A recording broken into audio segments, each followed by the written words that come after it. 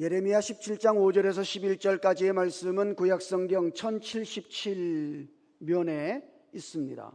제가 하나님의 말씀을 읽을 때에 우리 함께 하나님의 음성을 들으실 수 있기를 바랍니다. 여호와께서 이와 같이 말씀하시니라. 무릇 사람을 믿으며 육신으로 그의 힘을 삼고 마음이 여호와에게서 떠난 그 사람은 저주를 받을 것이라. 그는 사막의 떨기나무 같아서 좋은 일이 오는 것을 보지 못하고 광야 간조한 곳 건건한 땅 사람이 살지 않는 땅에 살리라. 그러나 무릇 여호와를 의지하며 여호와를 의뢰하는 그 사람은 복을 받을 것이라. 그는 물가에 심어진 나무가 그 뿌리를 강변에 뻗치고 더위가 올지라도 두려워하지 아니하며 그 잎이 청청하며 가무는 해에도 걱정이 없고 결실이 그치지 아니함 같으리라. 만물보다 거짓되고 심히 부패한 것은 마음이라. 누가 능히 이를 알리오마는 나 여호와는 심장을 살피며 폐부를 시험하고 각각 그의 행위와 그의 행실대로 보응하나니 불의로 치부하는 자는 자고새가 낳지 아니한 알을 품음 같아서 그의 중년에 그것이 떠나겠고 마침내 어리석은 자가 되리라. 아멘. 시온. 그렇습니다. 미국 워싱턴에 있는 스미소니온 박물관에 가면 세계 최고의 다이아몬드가 소장되어 있습니다. 인도산 45캐럿짜리 이름하여 블루 호프 다이아몬드, 희망을 주는 다이아몬드라는 뜻이죠. 그런데 아이러니컬하게도 이 다이아몬드를 소유한 모든 사람들은 한결같이 비극적인 종말을 맞이하게 된다는 거예요. 이 다이아몬드를 첫 번째 소유했던 사람은 페르시아의 총독이었는데, 이 페르시아의 총독이 자기가 가지고 있는 이 귀한 다이아몬드를 페르시아의 국왕에게 바칩니다. 그런데 그 이후에 이 페르시아의 총독이 도둑을 맞아가지고, 그 보석이 없는데도 도둑을 맞아가지고 그 도둑에 의해서 무참히 살해를 당해요. 그리고 그 보물을 받았던 페르시아의 국왕은 반란군에 의해서 암살을 당하게 되는 거죠. 그러다가 이 보물이 프랑스의 루이 14세 왕에게까지 갔는데, 루이 14세는 이 보물을 목에 한번 딱 걸어보고 그는 천년두에 걸려서 죽습니다. 자연히 그의 왕비였던 마리 앙뚜아네트에게 이 보물이 갔는데, 이 보물을 소유하고 있던 마리 앙뚜아네트는 여러분들이 잘 아시는 것처럼 단두대의 이슬로 사라졌어요. 결국은 이 보물이 영국의 유명한 최고의 재벌인 헨리 토마스 호프라고 하는 사람에게 이 보물이 팔려서 갔는데, 이 헨리 토마스 호프가 이 보물을 이름한 것이죠. 자기의 이름을 따라 호프 다이아몬드라고, 희망을 주는 다이아몬드라고 그렇게 명명을 했습니다.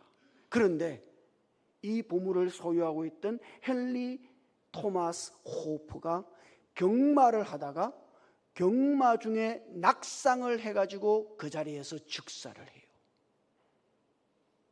그리고 헨리 토마스 호프 그 재벌은 결국은 파산을 하기에 이르게 됩니다. 그러니까 이 보물을 가진 사람마다 비극적인 최후를 맞이하는 거예요. 그러니까 누가 이 보물을 소유하려고 그러겠어요? 결국에는 두려움 때문에 이 다이아몬드를 소유할 사람이 없었던지 이 다이아몬드가 미국 워싱턴 스미소니언 박물관에 기증되는 것이죠. 그래서 거기에 그 다이아몬드가 소장되어져 있는 겁니다. 사람들은 생각해요. 자기가 다른 사람들이 가지고 있지 않은 특별한 것을 가지고 있으면 행복하고, 다른 사람보다 더 좋은 것을 가지고 있으면 행복하고, 세상적인 가치관으로 볼 때 더 가치 있는 것을 내가 가지고 있으면 행복하고 복될 것 같습니다만, 그러나 여러분, 우리의 삶의 행복과 우리의 삶의 복이라고 하는 것은 그와 같은 어떤 소유에, 내가 무엇을 가지고 있느냐, 무엇을 소유하고 있느냐에 달린 것이 아니라 우리의 여건과 환경에 달려있는 것이 아니다. 여러분의 삶의 행복은 여러분들이 가진 라이프 스타일에 달려있다는 사실, 여러분 이걸 기억하십시오. 여러분이 어떤 라이프 스타일을 가지고 살아가느냐에 따라 여러분의 인생은 복될 수 있고 가치 있을 수 있고 행복할 수 있습니다. 이 라이프 스타일이라는 이 말은 원래 심리학자인 아들러라고 하는 사람이 제일 처음 도입한 개념이에요. 그럼 라이프 스타일이 뭐예요? 그걸 한마디로 하면 이런 겁니다. 한 사람이 그의 인생을 관통하는 가치관을 따라서 만들어내는 삶의 패턴을 가리키는 거예요. 사람마다 자기 인생에 가장 중요한 가치가 있습니다. 그리고 그 가치를 따라 그의 삶을 살아가게 되는 거죠. 그렇게 삶의 패턴이 만들어지는 거예요. 그런 삶의 패턴을 가리켜서 라이프 스타일이라고 그러는 겁니다. 이 라이프 스타일이 어떠냐에 따라서 우리의 삶의 행불행이 좌우되는 것이죠. 만약 오늘 우리가 예수를 믿고 있습니다만, 예수를 믿고 있음에도 불구하고 왜 나의 인생은 이렇게 답답하고 곤고한가? 그 느껴질 때 있죠. 그 왜 그럴까요? 그것은 예수를 믿고 있는 우리의 삶의 라이프 스타일이 잘못되었기 때문입니다. 오늘 말씀에서 하나님은 두 종류의 라이프 스타일을 비교하고 계시죠. 사실 이 말씀은 하나님의 백성인 유다 백성들을 향한 메시지예요. 그러니까 지금 하나님께서는 하나님의 백성들이 가질 수 있는 두 가지 라이프 스타일을 말씀하고 계시는 겁니다. 자, 그러면 우리는 이 두 가지 라이프 스타일을 쉽게 알 수 있어요. 하나는 이것입니다. 사람을 의지하는 것. 자신을 포함해서 사람을 의지하고 육신의 힘으로 자기의 힘을 삼고 살아가는 사람. 또 다른 한 사람은 여호와 하나님을 의지하는 사람. 여러분, 하나님의 백성들의 라이프 스타일이 이 두 가지일 수 있다는 걸 기억하십시오. 우리가 예수를 믿고 하나님의 백성이 되었습니다만 여전히 자기 자신을 의지하고 사람을 의지하고 육신의 힘을 의지해서 그것을 따라 자기의 삶을 살아가려는 사람들이 있어요. 어떤 사람은 또 하나님, 여호와 하나님 한 분만을 의지해서 살아가는 사람이 있습니다. 이런 두 가지의 라이프 스타일이 있어요. 그러면 이 두 가지 라이프 스타일의 결정적인 차이는 뭘까요? 하나님께서 이 두 가지의 라이프 스타일을 비교하신 다음, 그 다음 하나님은 사람의 마음에 대하여 말씀하고 있다는데 우리는 주목해야 합니다.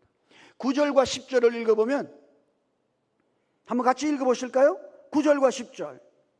자, 같이 읽어보십시다. 시작. 만물보다 거짓되고 심히 부패한 것은 마음이라. 누가 능히 이를 알리오마는 나 여호와는 심장을 살피며 배부를 시험하고 각각 그의 행위와 그의 행실대로 보응하나니. 아멘. 하나님은 지금 두 가지 라이프 스타일을 비교하신 다음, 그 다음 사람의 마음에 대하여 말씀하십니다. 9절에서는 사람의 마음이 거짓되고 부패했다. 사람의 마음이 그렇다는 거예요. 10절에서는 하나님은 사람의 심장을 살핀다. 거기 심장이라고 하는 말은 9절에 나오는 마음이라고 하는 말과 똑같은 히브리 말입니다. 그러니까 번역을 다르게 한 거예요. 원래는 이거 마음이에요. 그러니까 하나님은 사람의 마음을 살피시는 거죠. 사람의 내면, 마음을 살피시고 그 마음을 테스트하시는 분이신 거예요. 그러므로 이 두 가지 결정적인 라이프 스타일의 차이점, 그것은 어디에 있어요? 그 사람의 마음에 있는 것입니다.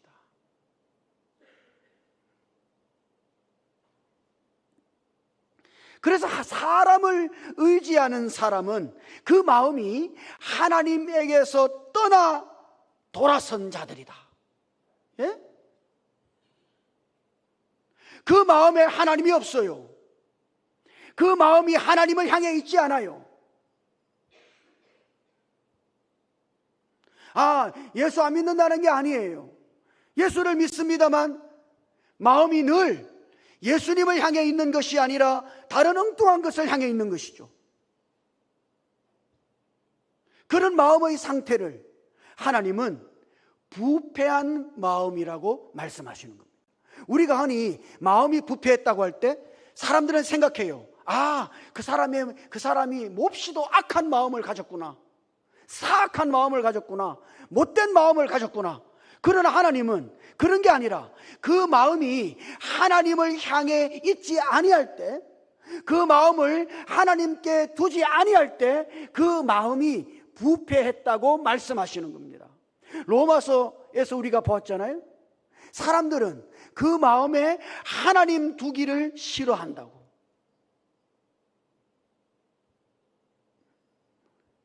이게 사람들의 성향이에요. 마음에 하나님 두기를 싫어해요. 마음을 하나님께로 향하지 못하고 언제나 하나님이 아닌 다른 엉뚱한 것을 향해 마음이 가 있는 거죠. 그런 마음은 부패한 마음이다. 여러분의 마음은 어떻습니까? 여러분이 일상의 삶을 살아갈 때 여러분들의 마음은 늘 무엇을 향해 있습니까? 무엇을 생각하시죠?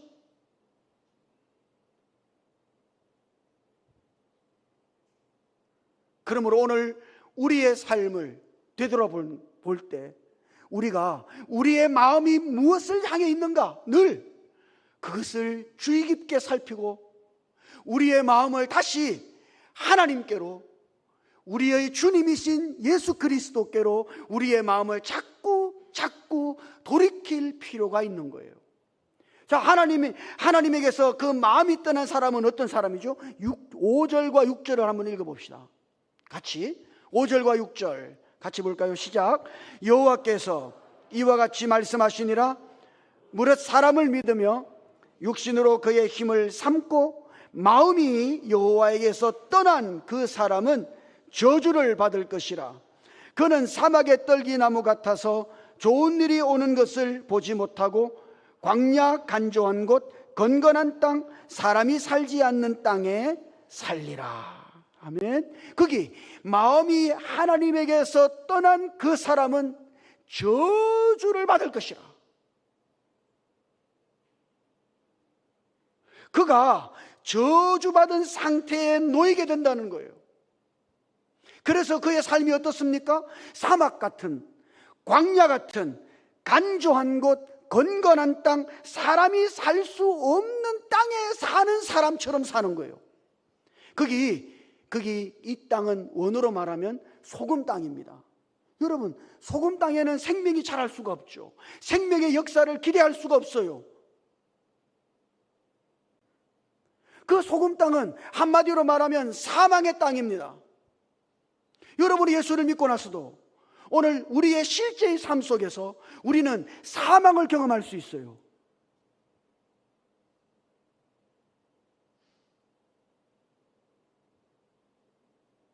사망을 경험하는 이유가 뭐예요? 우리의 마음이 하나님에게서 떠났기 때문입니다. 예수를 믿어요? 맞아요. 그러나 일상의 삶을 살아가는 동안, 우리의 인생을 살아가는 동안 우리의 마음이 하나님을 향해 있지 않는 것이죠.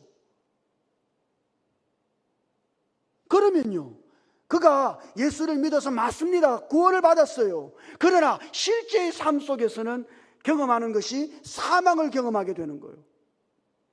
그러므로 여러분들의 마음이 어디에 향해 있는가 하는 것은 대단히 중요한 겁니다. 믿음으로 산다는 것은 뭡니까? 예, 그것은 여러분들의 마음이 하나님께로 향해서 살아간다는 이야기예요.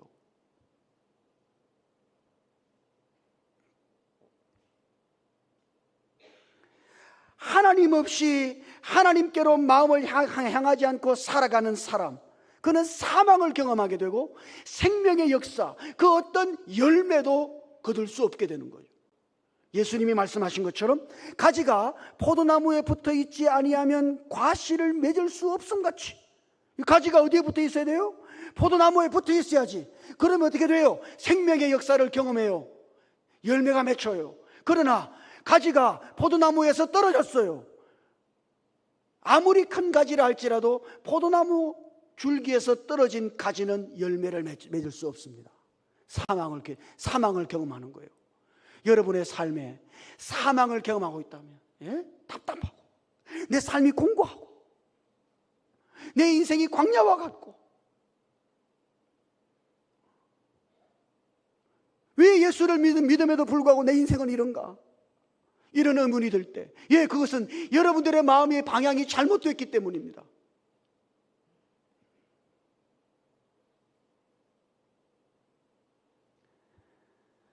사도 바울은 예수 그리스도 이외의 다른 모든 것을 배설물, 그러니까 똥이라고 말했어요. 그것이 아무리 가치 있는 것이라 할지라도 예수 그리스도 이외의 모든 것은 배설물과 같고 똥과 같다. 사탄이 하는 일이 뭐예요? 마귀가 우리를 유혹한다 그러잖아요. 마귀가 어떻게 우리를 유혹하지? 많은 사람들은 사탄이 우리가 죄를 짓도록 막 유혹하는구나, 그렇게 쉽게 생각합니다만, 사탄의 더 교묘한 유혹은 우리의 마음을 그리스도, 우리의 주님이신 예수 그리스도가 아닌 다른 것들을 향하도록 자꾸 우리의 마음을 빼앗아가는 겁니다. 우리의 마음이 그리스도가 아닌 다른 배설물, 똥들 같은 그런 배설물들 같은 것들을 향하도록 자꾸 우리의 마음을 유도하는 거예요. 이것이 사탄의 미혹인 것이죠. 마태복음 12장을 읽어보면 이 마귀를, 사탄을 가르쳐서 바알세불이라 그런다고 말이죠. 바알세불 들어보셨죠? 이 바알세불이라는 말은 이런 말입니다. 똥들의 주라는 뜻이에요. 이름도 더럽죠? 예? 똥들의 주다. 그게 바알세불이라는 뜻이에요. 거기 바알세불도 있고 바알세붑이라고 하는 말도 있거든요. 바알세붑이라는 말은 파리들의 주라는 뜻이에요. 그러니까 파리가 어디로 가요? 파리가 어디로 갑니까? 예, 똥밭에 가는 거예요. 사탄이 하는 일이 뭐예요? 우리들을 파리처럼 자꾸 그리스도가 아닌 똥과 같은 배설물과 같은 것들을 향해서 우리의 마음이 쏠리도록 자꾸 그렇게 우리의 마음을 미혹하는 거죠. 이것이 사탄이 하는 일이에요. 그 사탄의 미혹을 받으면 어떻습니까? 예, 우리의 마음이 그리스도가 아닌, 하나님이 아닌 다른 무엇인가를 향할 때, 그때 우리는 비로소 우리의 삶에 사망을 경험하기 시작하는 거예요.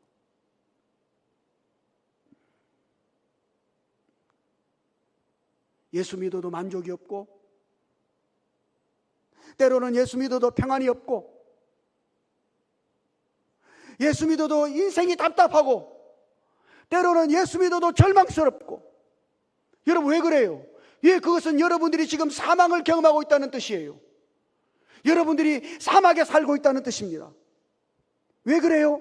여러분들의 마음이 하나님을 떠났기 때문이에요. 그러므로 여러분, 반드시 여러분들이 생명을 경험하고자 한다면 여러분들의 마음을 하나님께로 돌려서 하나님을 보고 하나님을 향하고 하나님을 품고 그렇게 살아가야 하는 거예요. 이런 은혜가 있으시기를 주님 이름으로 축복합니다. 마음이 하나님에게서 떠났어요.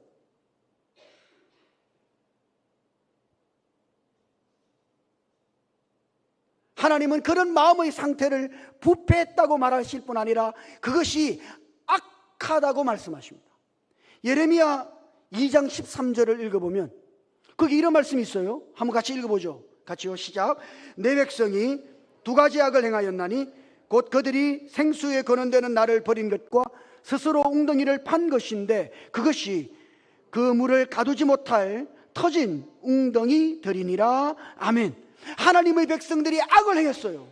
무슨 악을 행했어요? 도둑질했습니까? 살인했어요? 아니에요. 그들의 마음이 하나님을 떠났어요. 그게 악이라 이 말입니다. 하나님이 보실 때 여러분들의 마음이 하나님을 향해 있지 않아요. 하나님에게서 돌아섰어요. 하나님을 생각하지 않아요. 그리스도를 생각하지 않아요. 그러면 하나님이 보실 때 여러분들의 마음은 악한 마음인 것이죠.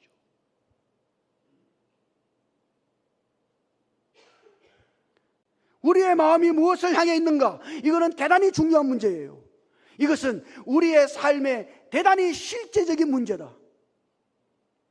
만약 여러분들이 하나님이 주시는 은혜와 복과 사랑과 평안을 받아 누리기를 원하신다면 여러분은 반드시 여러분들의 마음을 다시 하나님께로 돌이키고 그리스도께로 돌이킬 수 있어야 하는 겁니다. 그래서 7절과 8절을 읽어보면 거기 하나님께로 돌이켜 마음을 하나님께로 향하는 사람들의 삶이 기록되어 있습니다. 7절과 8절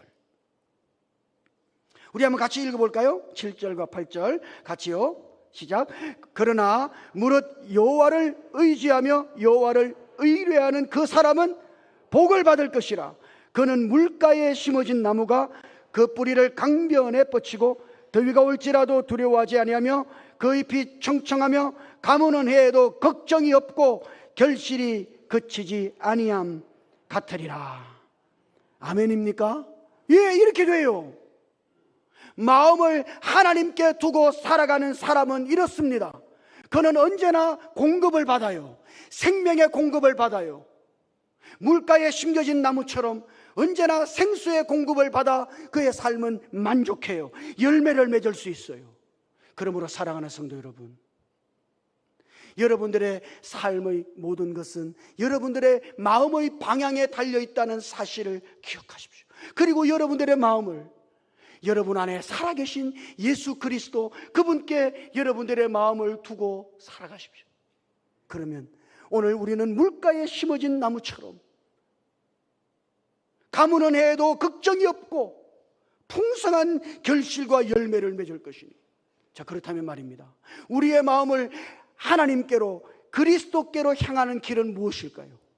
우리는 어떻게 우리의 마음을 하나님께로 향하고 그리스도께로 향할 수 있습니까? 여러분 어떻게 할 수 있어요? 성경을 읽어보면 그 길이 딱 두 가지밖에 없다는 사실을 발견하게 됩니다. 여러분들의 마음을 하나님께로 향하는 길, 그건 딱 두 가지밖에 없어요. 얼마나 간단해. 이 두 가지밖에 없다니까요. 하나는 말씀이고 하나는 기도인 거예요. 우리가 하나님의 말씀을 읽을 때, 우리는 지금 하나님께로 우리의 마음을 향하고 있는 것입니다. 만약 여러분들이 여러분의 일상의 삶 속에서 하나님의 말씀을 읽지 않는다면, 여러분들의 마음은 하나님을 떠나 있는 거예요.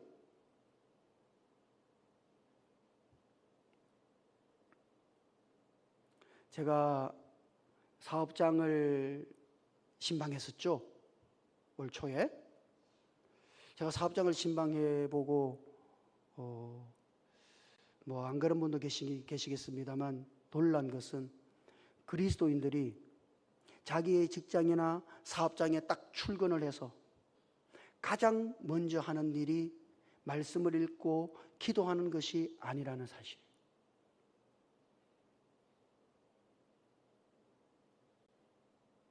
깜짝 놀랐어요. 출근하면 뭐 합니까?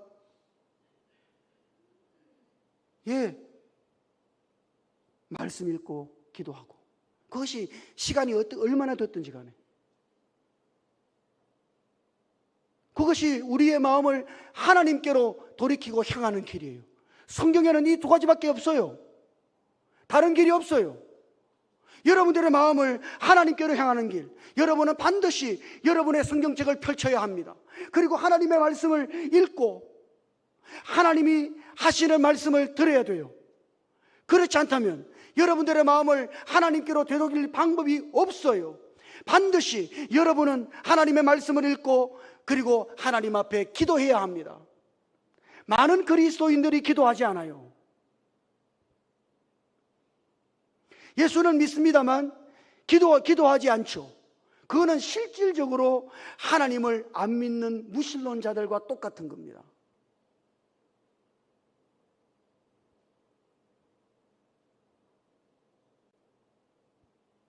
왜 우리의 삶이 답답해요? 그러면 이렇게 말씀할 수 있겠네요. 예, 우리가 하나님의 말씀을 읽고 기도하지 않기 때문입니다. 왜 우리가 일상의 삶 속에서 사망을 경험합니까? 예, 하나님의 말씀을 읽고 기도하지 않기 때문입니다. 왜 내 인생은 이렇게 답답할까요? 예, 하나님의 말씀을 읽고 기도하지 않기 때문입니다. 왜 나는 사막을 걷는 것 같을까요? 예, 하나님의 말씀을 읽고 기도하지 않기 때문입니다. 사랑하는 성도 여러분, 저는 오늘 우리 지체들이 물가에 심겨진 나무처럼 풍성한 하나님의 은혜를 공급받고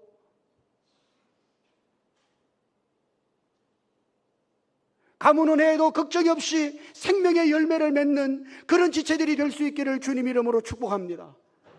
말씀을 펼치세요. 이걸 읽어야 돼요. 절대적으로 여기에 우리의 모든 것이 달려있는 것처럼 하나님의 말씀을 읽고 그리고 하나님께 기도하십시오.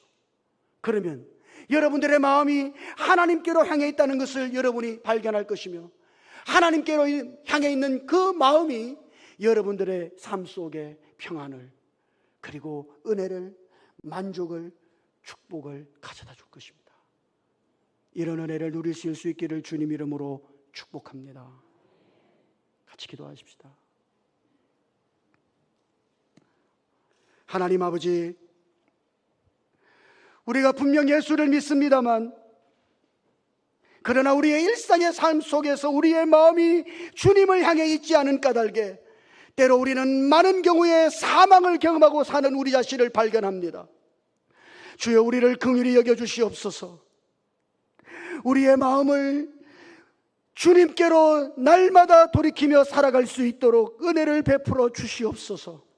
말씀을 읽고 기도함으로써 우리의 마음을 주님께로 돌이키며 살아갈 때 주님께서 마련해 주신 은혜와 그 사랑과 복된 역사가 우리의 삶에 충만하게 해 주시옵소서.